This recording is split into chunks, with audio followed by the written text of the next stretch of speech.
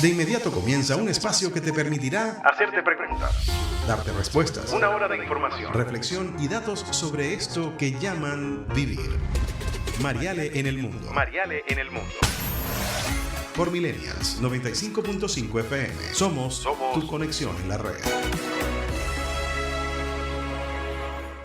Hola, hola, muy buenos días. Hoy es viernes 26 de abril del año 2024. Son las 11 en punto de la mañana y los saludamos desde Caracas, Venezuela. Agradecemos a quienes detrás de los micrófonos se encargan de que este y otros espacios lleguen a ustedes a través de Millennials 95.5 FM en Caracas y por la 91.5 FM en Valencia. Ellos son Estela Ríos, John Di Mancera y Freddy Velasco en la dirección.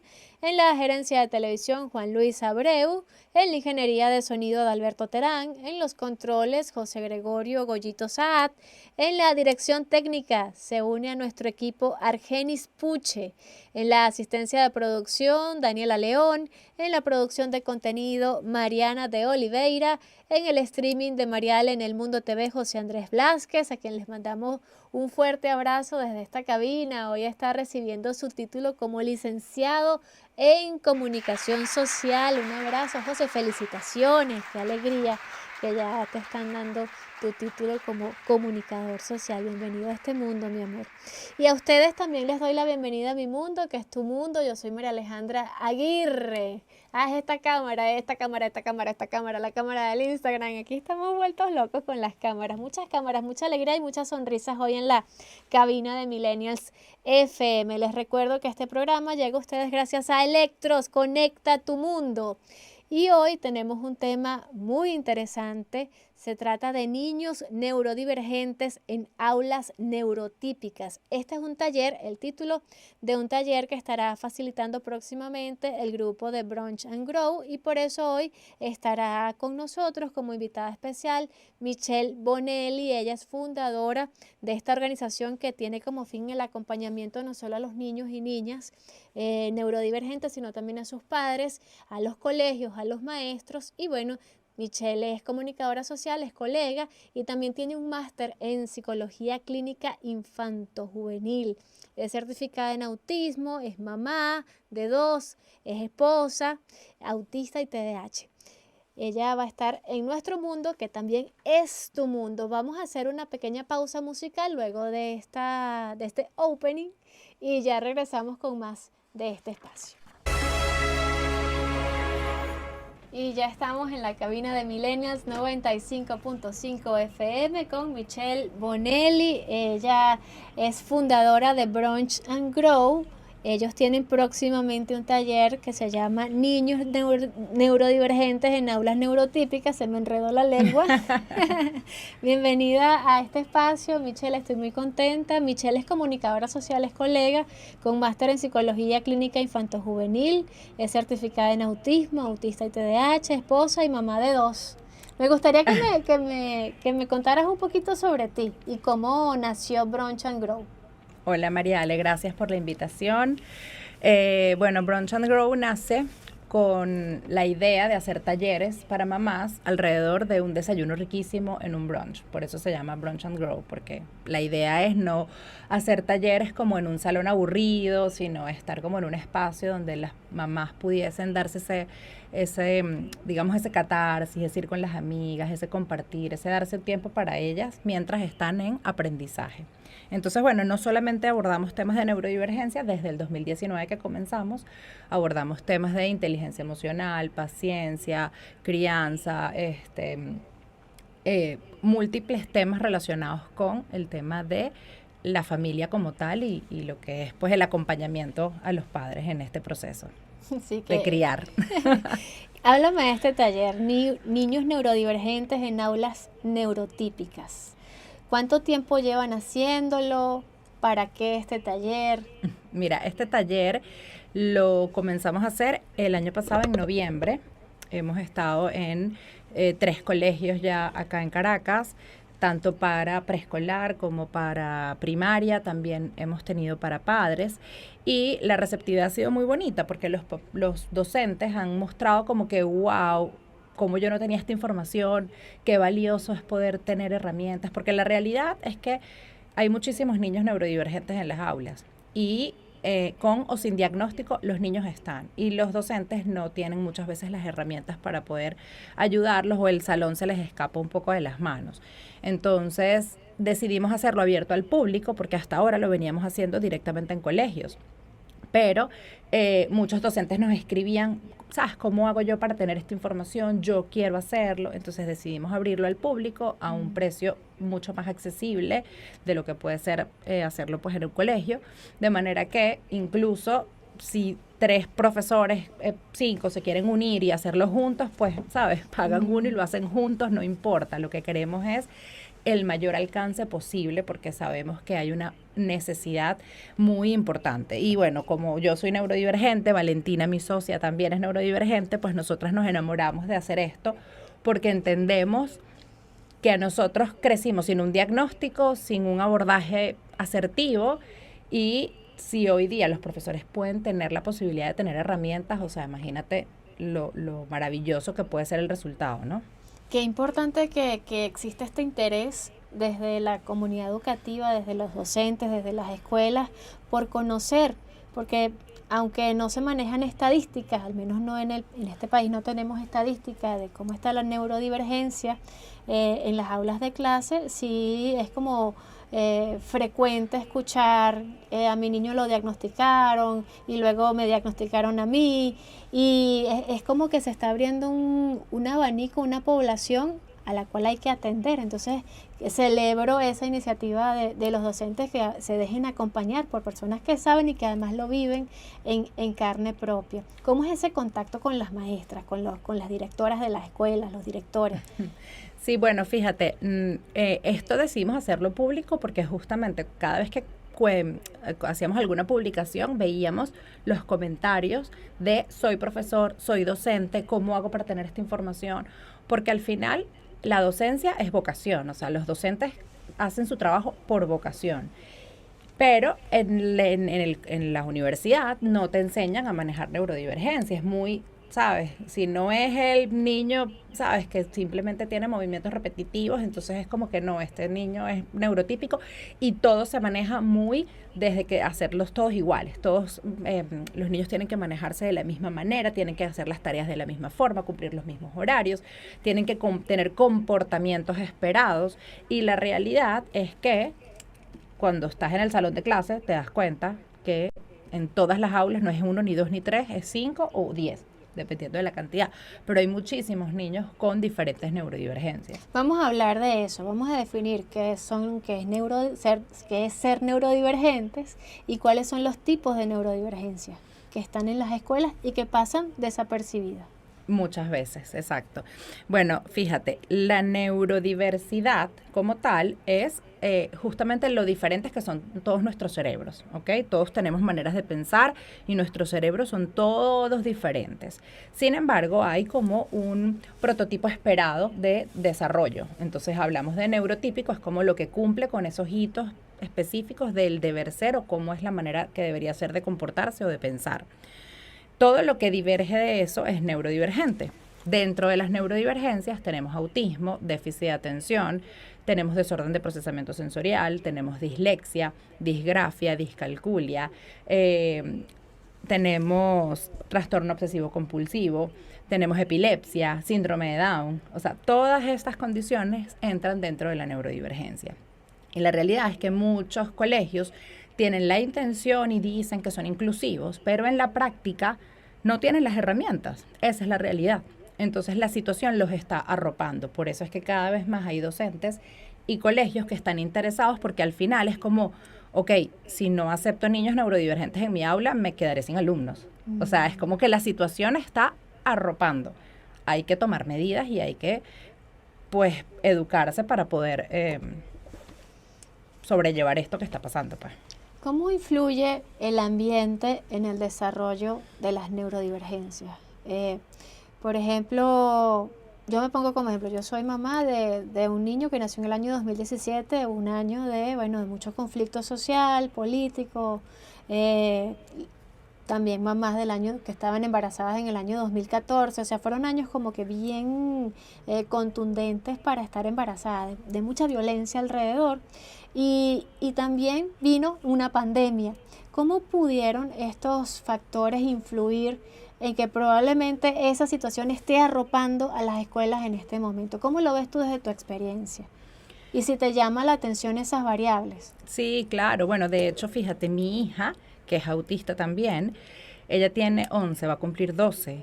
Y no fue sino hasta la pandemia cuando se hizo mucho más visible el tema, porque antes de la pandemia era una niña que vivía en un ambiente muy regulado, en un colegio que le daba mucha contención, era pequeño, pocos alumnos por aula, todo le daba mucha contención. Al llegar la pandemia y llegar el homeschooling, ella no pudo con eso y comenzaron a ocurrir un montón de cosas que, claro, luego cuando tú evalúas y miras hacia atrás, no es que se volvió autista por la pandemia, sino que la pandemia como que la llevó a salir de esa zona en la que ella estaba súper regulada, y comenzaron a ser más visibles las señales. Entonces, ¿cómo te condiciona el entorno? Si tú tienes un salón de clases que te presta todas tus acomodaciones y que te da contención, puedes pasar desapercibido y puede que te digan, ay, pero me estoy enterando, no se nota. Pero si el entorno te desregula, ¿ok? Con falta de estructura, con castigos, con quizá incluso sobreestímulos sensoriales o con cualquier cantidad, dependiendo de la condición obviamente, pero si hay un estímulo, una cantidad de estímulos que te desregulen, entonces allí es donde tú dices, wow, pero ¿qué pasa? Antes no había tantas neurodivergencias como ahora. Es que ahora hay muchos más factores de estrés que hacen que eso sea visible. ¿Y la alimentación? También, pero la alimentación ha estado como que de alguna manera siempre un poco también. Me explico, o sea, a mí el gluten y la caseína no me caen bien, nunca me han caído bien. Yo crecí comiendo eso. Y hay muchas personas neurodivergentes que las dietas les funcionan muy bien, otras que no. Eso es un tema súper ambiguo y de mucha paradoja porque no hay como nada escrito real. Cada cerebro es diferente. Hay gente que le funciona, hay gente que no. Ciertamente, en casos de hiperactividad o en casos de irritabilidad, tener una dieta sin gluten o sin caseína hace que puedas sentirte mejor. Si tú eres intolerante o tienes alergias, obviamente un niño que tenga malestar de estómago o que el gluten le dé dolor de cabeza no se va a comportar de una manera adecuada y de pronto está muy pequeño y no se lo sabe expresar a sus padres. Entonces es como que hay que observar demasiado bien a cada niño. Pero en líneas generales, tener una alimentación más sana hace que si los niños se sientan mejor, pues respondan mejor, se concentren mejor en clases, tengan un comportamiento menos inquieto. Esas cosas sí influyen. Otra variable que no comenté previamente son las pantallas, la exposición a las pantallas. ¿Qué impacto tiene esto? Mira, no solo en los niños neurodivergentes, en los niños neurotípicos. Tiene mucho impacto. Nosotros de hecho hicimos un taller justamente que hablaba recientemente con la doctora Tamara Salmen y ella mostraba unas estadísticas impresionantes. El uso de las pantallas hace que los niños no desarrollen mucho su corteza prefrontal. Entonces es como todo la inmediatez, todo lo rápido. Entonces imagínate, si a un niño neurodivergente quizá le pueda resultar más difícil el tema de la paciencia, de esperar su turno, de manejar esa impulsividad. Entonces, si estás en constante uso de las pantallas y de juegos y de todo es rápido y la recompensa inmediata, eso también hace que haya menos paciencia, que haya menos tolerancia a la frustración, etcétera. Entonces, claro que sí hay, y además esta generación de ahora tiene muchísimas más horas de pantalla de las que tuvimos nosotros, que veíamos televisión y teníamos que esperar los comerciales para que viniera, ¿sabes? Ahorita no, ahorita adelanto, si esto no me gusta lo paso, veo la serie completa en un fin de semana, no tengo que esperar al siguiente lunes al otro capítulo. ¿Ves? Entonces hemos cultivado menos la paciencia y eso también pasa en los niños.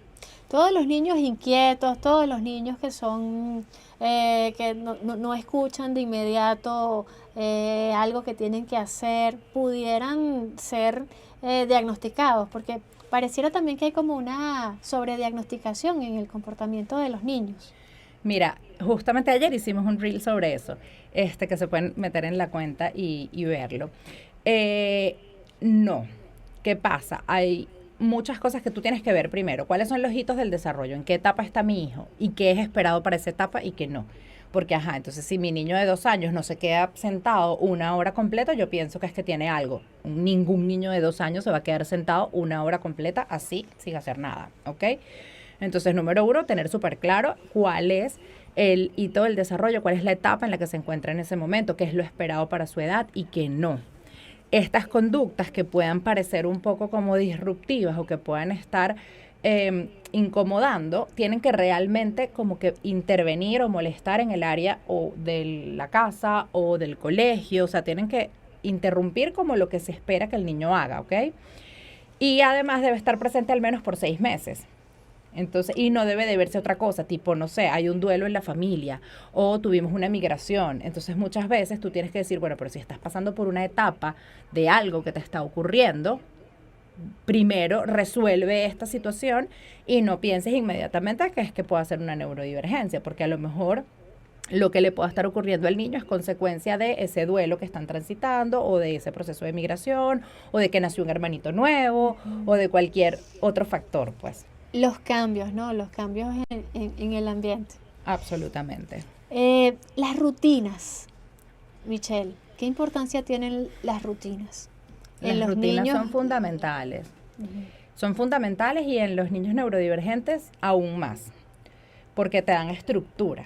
¿Ok? Muchas veces algunos adultos dicen como que, oye, pero es que yo no quiero parecer un general que está todo el tiempo diciendo esta hora esto, esta hora esto, esta hora esto.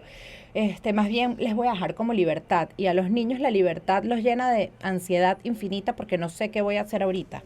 En cambio, un niño que sepa que a tal hora te bañas, a tal hora lees el cuento, a tal hora te vas a dormir, este fin de semana vamos a hacer tal cosa y el otro fin de semana vamos a hacer otra. O sea, que el niño sepa lo que va a hacer y maneje rutinas, le da seguridad, se siente cuidado y protegido, ¿ok? Y lejos de ser un castigo, para ellos más bien es justamente lo que necesitan.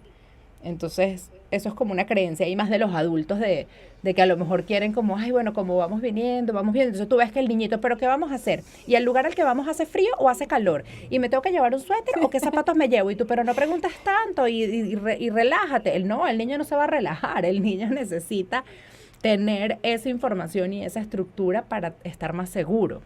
¿En qué momento y con qué especialista debo llevar a mi hijo en caso de que yo vea que algo es raro? ¿Será que son cosas mías o no? Mira, aquí está pasando algo que no debería estar pasando. ¿Y qué tanto eso de compararlo con los otros niños puede ser un elemento a favor o en contra? Mira, yo creo que las mamás tenemos como una intuición especial y nosotros sabemos cuándo, ¿sabes? Algo puede estar como, que algo que nos haga ruidito, las mamás tenemos como ese ojo clínico. Aunque ciertamente muchos papás también pasan por un proceso de negación importante, pero si inicialmente estás yendo a algún especialista es porque tú dentro de ti sabes que hay algo que quieres ver qué pasa. Nosotros recomendamos siempre, independientemente de que se vean o no se vean señales, nosotros recomendamos que los niños cuando van a entrar en edad preescolar deberían hacer una evaluación psicológica, ¿ok? O sea, tú llevas a los niños al oftalmólogo para descarte, lo llevas al odontólogo para descarte. Entonces también los niños deberían tener una evaluación completa psicológica cuando van a entrar al preescolar, a los 3 años, cuando están a los 7 años entrando a primaria. Y cuando van a entrar a bachillerato, pues también son como 3 etapas importantes del niño donde hacer una evaluación te va a permitir conocer un poco su mundo interior, cómo es su proceso de aprendizaje. O sea, más que porque me lo vayan a etiquetar, es para yo conocer, tener una radiografía de mi hijo y saber cómo puedo abordar ciertas situaciones que a veces quizá tiene un proceso de aprendizaje distinto al mío. Entonces yo quiero que él copie, haga la tarea, no sé, pegado a la ventana y resulta que se encandila y no quiere, el ruido le molesta y él prefiere hacerlo, no sé, en su cuarto, cosas así. Y cuando tienes esa oportunidad de llevarlos a que los evalúen, pues al final los conoces mejor. ¿Cómo acompañar a los padres al momento del diagnóstico? No me lo respondas todavía, vamos a hacer una pequeña pausa comercial y ya regresamos más de esta interesantísima entrevista con Michelle Bonelli sobre niños neurodivergentes en aulas neurotípicas. Ya regresamos, estamos en Millennials 95.5 FM. Seguimos en la cabina de Millennials 95.5 FM en Caracas con Michelle Bonelli, comunicadora social con máster en Psicología Clínica Infanto-Juvenil y certificada en autismo. Estamos hablando sobre niños neurodivergentes en aulas neurotípicas. Dejé una pregunta fuera del aire: ¿cómo acompañar a los papás luego que reciben el diagnóstico? Porque pareciera que es una tragedia. Sí, de hecho nosotros abrimos, y aprovecho este espacio para comentarlo, abrimos un grupo de apoyo para padres que comenzó ahora en abril, y la idea es poder tener encuentros una vez al mes. Estén pendientes de nuestras redes para que se registren para mayo. Tenemos una versión presencial en Caracas y una virtual para las personas que no están en Caracas, porque justamente, ¿qué pasa? Pasan como varias cosas, o aquellos padres que reciben el diagnóstico desde el drama y desde la tragedia, donde muchos papás dicen, oye, tengo 6 meses en este proceso y no me terminan de dar un diagnóstico, y es que los especialistas están como, ay, es que no sé cómo decírtelo, o, ¿sabes? Como que, bueno, tranquila, todo va a estar bien, pero ya te lo ven así como que es que te van a decir una noticia fatal. Entonces ya ahí, imagínate, el papá ya está sintiendo que es una tragedia lo que le viene. O también están los papás que les dan el diagnóstico, o sea, es así normal, pero no les informan. Entonces muchos papás tengo el diagnóstico, mi hijo es autista, mi hijo tiene TDAH, pero no sé qué es eso, no sé cómo se come eso, no sé cuáles son las características. Entonces cuando van los niños a la consulta, o yo hago asesorías para padres, entonces de pronto en una asesoría las mamás me dicen, es que mi hijo hace mucho esta y esta cosa, y yo le digo, claro, pero es que eso es algo típico del autismo. ¿En serio? Y yo tratando de cambiarlo, no entendí. Entonces, tu especialista no te dijo cuáles eran los criterios diagnósticos. Y lo que ocurre es que muchos papás no conocen los criterios diagnósticos. Les dan el diagnóstico de su hijo, pero si tú no conoces los criterios diagnósticos, ¿cómo vas a poder abordar en casa? ¿O cómo vas a poder ayudarlo o darle contención si no sabes cuáles son las cosas que están asociadas al diagnóstico y cuáles son las cosas que quizás sí requieren un tratamiento más conductual o de otro tema, pues? Y los que se niegan, hay una especie de negación, hay otros papás que dicen, no, mi hijo no. Pero es que la negación viene mucho por lo que significa para nosotros el diagnóstico. ¿Me explico? O sea, hay negación cuando siento que es algo malo, cuando tengo miedo de que mi hijo entonces no va a poder, no sé, estudiar, o que no va a poder hacer una familia, o que no va a poder, no sé, lograr sus metas, o que siento que no, me obsesiono con el futuro y eso me llena de miedo. Tenemos aquí una pregunta. María, le tengo un niño de 3 años, queremos meterlo al maternal, él es un poco imperativo. ¿Qué me recomienda Michelle? ¿Hacer algún examen? Mira, yo, como les dije, recomiendo hacer evaluación psicológica siempre antes de entrar al preescolar, antes de entrar a la primaria, antes de entrar al bachillerato. No es que te vayan a diagnosticar necesariamente a tu hijo, pero te van a poder dar recomendaciones. O sea, es como que le hagas una radiografía a tu hijo, ¿sí? Entonces, es como entender que lo voy a conocer, y a lo mejor me van a decir, mira, le va a ir mejor si estudia de esta manera, si aprende de esta otra. O sea, es no tenerle miedo, porque al final del día, lo que yo siempre le digo a los papás, tu hijo tiene las características de conducta que tiene, con diagnóstico o sin diagnóstico. Si tú no lo quieres llevar a evaluar para que no le pongan una etiqueta o un diagnóstico, es lo que dicen los papás, tu hijo se va a seguir comportando igual, porque es que el comportamiento de tu hijo no tiene nada que ver con si lo llevaste a evaluar y le pusieron el diagnóstico o no. Tiene que ver con que tiene unas necesidades, y si brinca, si salta, si pega gritos, si interrumpe o si hace algún comportamiento X, eso se debe a una necesidad que él tiene. Entonces, no evaluarlo no va a hacer que no tenga la conducta. En cambio, evaluarlo me puede dar herramientas para que él pueda adaptarse mejor al colegio, adaptarse mejor a las reuniones sociales, adaptarse mejor con los amigos. Entonces, siempre va a estar mejor. Y en el caso, una vez que, recibo el diagnóstico, me monto en la tarea, reviso en qué consiste, cuáles son las necesidades, cuáles son las características de mi hijo, en este caso, en TDAH o en autismo.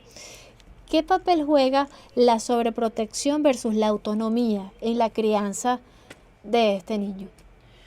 Bueno, muchos papás, es que es eso, ¿no?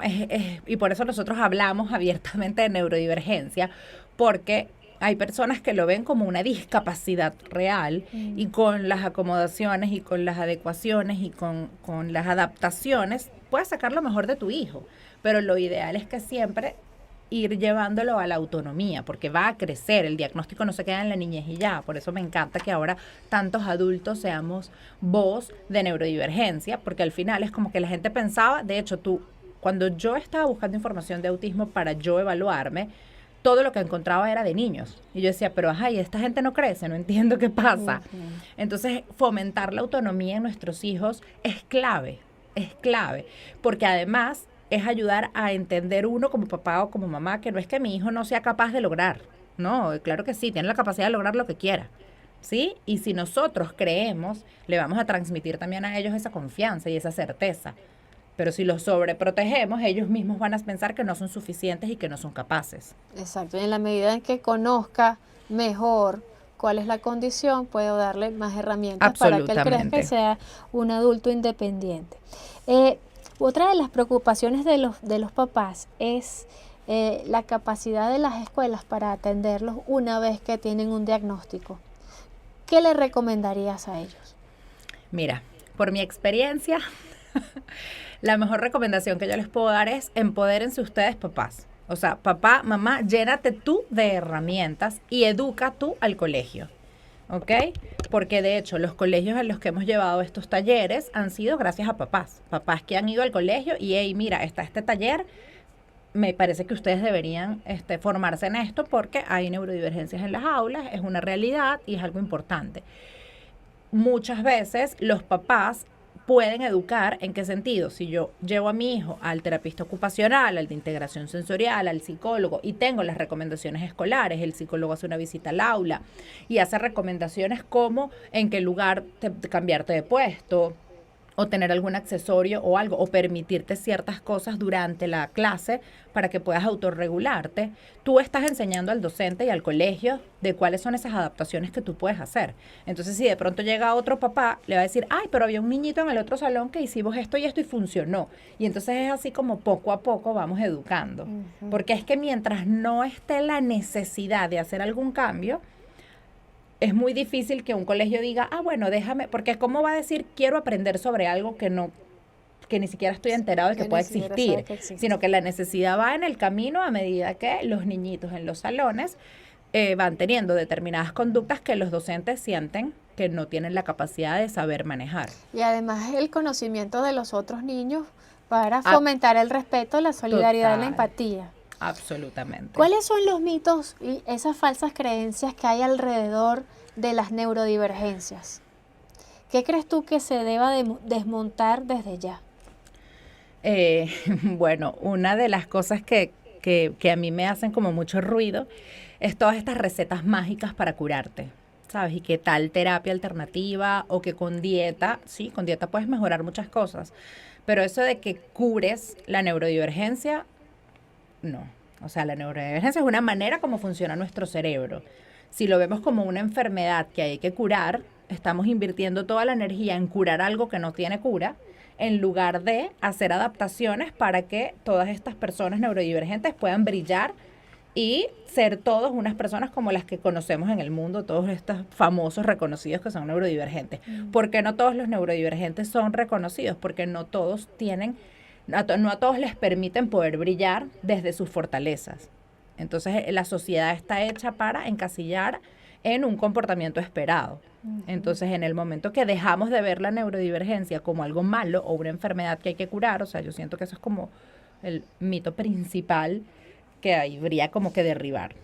Y el mensaje y el llamado sería entonces, bueno, está esta situación, está esta condición, y a mi hijo le gusta el fútbol, o le gusta, qué sé yo, la pintura, o le gusta la natación. Michael Phelps también es TDAH. Entonces, ¿qué importancia tiene conocer cuáles son los intereses de los niños neurodivergentes para que ellos crezcan y se desarrollen según sus propias potencialidades? Bueno, como cualquier niño. Claro, pero la diferencia con los niños neurodivergentes es que cuando se enfocan en lo que de verdad les gusta, logran también autorregularse. Entonces mejora mucho la conducta. En cambio, si yo al niño que le encanta el arte lo llevo a las clases de matemática porque tienes que subir la nota de matemática, porque tienes que subir la nota de matemática, va a estar abrumado, va a estar sobrecargado, no se siente en la capacidad porque le cuesta. A lo mejor es un niño que tiene discalculia y genuinamente le cuestan las matemáticas. Entonces, si tú en lugar de querer mejorar todas sus áreas de oportunidad, te dedicas a darle o a ayudarlo, la parte en la que él tenga sus fortalezas, entonces va a estar más regulado, porque va a estar más feliz, porque va a estar más pleno. Entonces, que haga más de lo que le gusta es una de las cosas claves para la autorregulación, que es fundamental en la vida. Y hablando de eso, vamos a escuchar este testimonio. Tenemos un video que a mí me llamó poderosamente la atención y me sensibilizó muchísimo con este tema. Vamos a escucharlo. Es un adolescente español de 14 años con TDAH. Súbeme.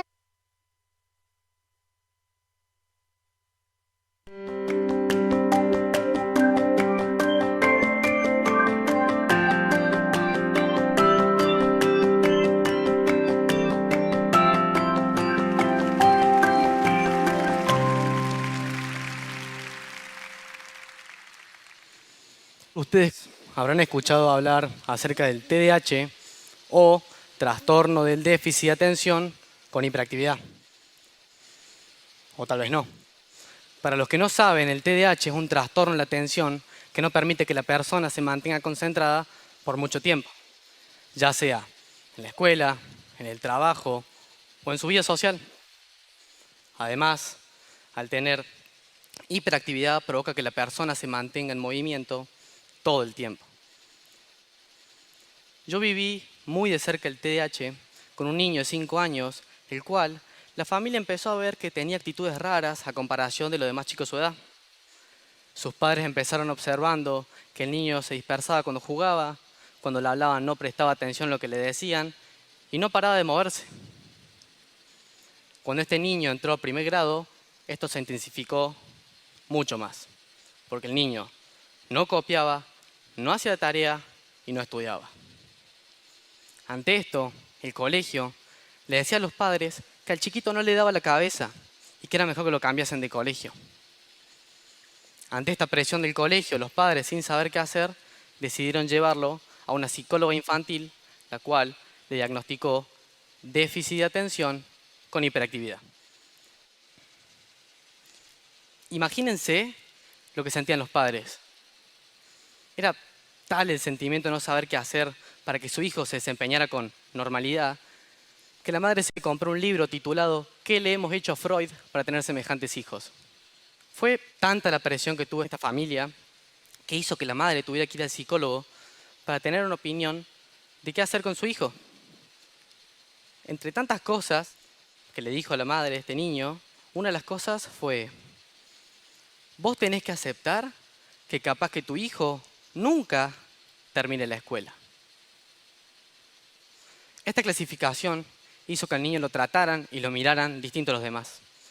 Y sentir eso para un niño de esa edad es nefasto. Culpa de esta clasificación, el niño dejó de creer en sí mismo, de que él podía. Y en cambio, lo único que creyó fue de que él era incapaz de todo.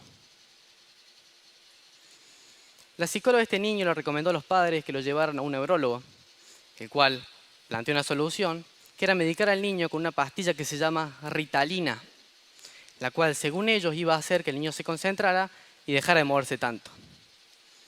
Pero lo que realmente hizo esta pastilla, según el niño, fue que lo adormeció y lo excluyó de sus compañeritos, haciendo que no socializara mucho. El niño se dio cuenta de que la pastilla que le daban no le hacía bien. Se dio cuenta a tal punto que dejó de tomar la pastilla.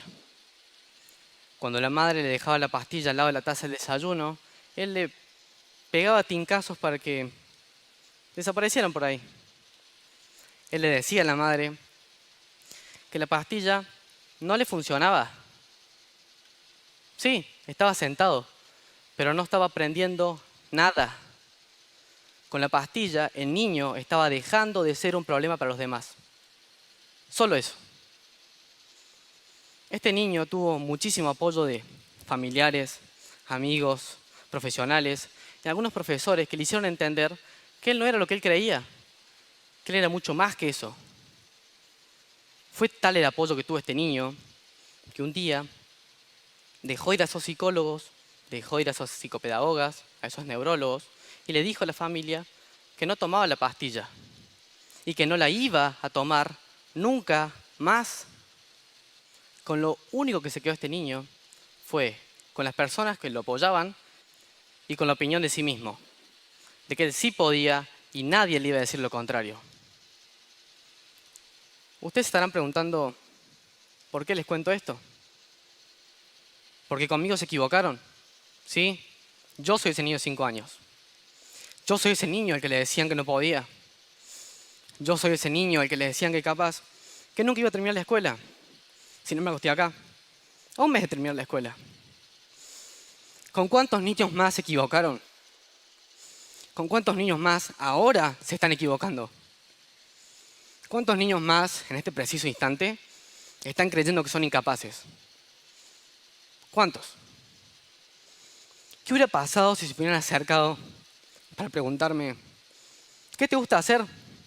Para así analizar mis capacidades, para potenciarlas y no para hacerle caso a lo que hizo un informe. El sistema educativo está hecho para algunos y si vos no estás dentro de esos algunos, vas a ser excluido y tratado de incapaz sin antes saber en lo que sos capaz. El sistema educativo tiene que replantear una manera de educar que sea inclusivo para todos. Pero para esto es necesario educar al educador sobre el TDAH y otros trastornos. Pero no solamente el sistema educativo tiene que hacer algo para cambiar esto. Si nosotros como sociedad no hacemos nada al respecto, ¿qué futuro ustedes creen que les deparará a aquellos niños que están y van a estar en el lugar donde yo salí? Gracias.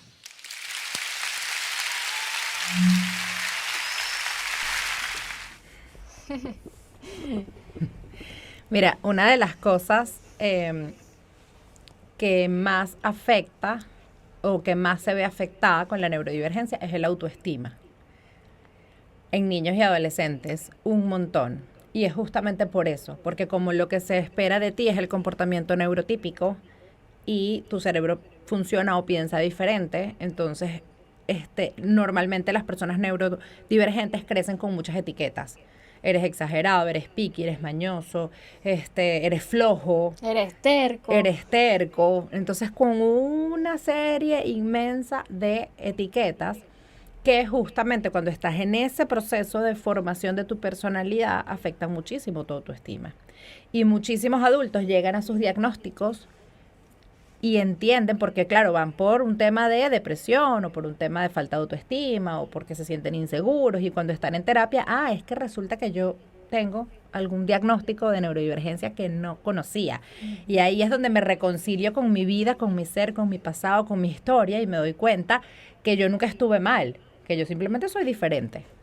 Como todos somos en Como realidad. todos somos diferentes, es así. Vamos a hablar del taller, ya para cerrar, nos quedan muy poquitos minutos, por favor, puntos de contacto, quiénes pueden, cuándo pueden, hasta cuándo se pueden Mira, el inscribir. taller es el sábado 4 de mayo, va a ser por vía Zoom, está dirigido a padres y también a docentes o cuidadores en general. O sea, si contratas esto papá, o sea, muéstraselo a la niñera, a la abuela, a la tía, a toda la familia, porque toda persona que cuide a un niño neurodivergente debe estar informado. También a nosotros nos encanta que lo conozca la población en general, porque ¿qué pasa? Es que si tu hijo no es neurotípico, seguramente tienes un sobrinito, tienes un amiguito, tienes un vecino que sí. Entonces, si esto lo hacemos visible al mundo, todos vamos a poder tener muchas más sensibilidad y muchas más herramientas y vamos a dejar de usar tantas etiquetas. Exacto. Entonces, en nuestro Instagram, Brunch and Grow, podemos ver toda la información. Tiene un costo de $15. Yo le digo, de verdad, a todo el que me escribe, o sea, si sientes que no puedes, reúne 3 amigas de 5 en 5, ¿sabes? Escríbeme, Michelle, o sea, Valentina, no puedo pagar esto. O sea, queremos llegar a mucha gente. Queremos que esto sea, de verdad, lo más masivo posible, porque los niños están llenos de 1000 etiquetas. y queremos cambiar esas etiquetas por herramientas asertivas al manejo de las conductas. Y maximizar sus potenciales. Y maximizar sus potenciales, absolutamente. Gracias, Michelle. Un así. placer haber compartido contigo. Gracias, Un abrazo Mariale. a Brunch and Grow. Espero vernos pronto. Gracias. Y a ustedes también muchísimas gracias por acompañarnos durante esta hora de programa. Aquí tenemos a los muchachos en cabina emocionados con este programa. Les gustó mucho, nos escribieron bastante. Toda la audiencia de Millennials 95.5 FM, un gran abrazo para ustedes. Nos vemos el próximo viernes. ¡Chao! Todos los días nos despedimos de algo y en este momento nos despedimos de este espacio con el compromiso, la responsabilidad de volvernos a encontrar Con Mariale Aguirre. el próximo viernes a las 11 de la mañana. Sintoniza Mariale en el Mundo Mariale en el mundo. por Millennials 95.5 FM. Somos tu conexión en la red.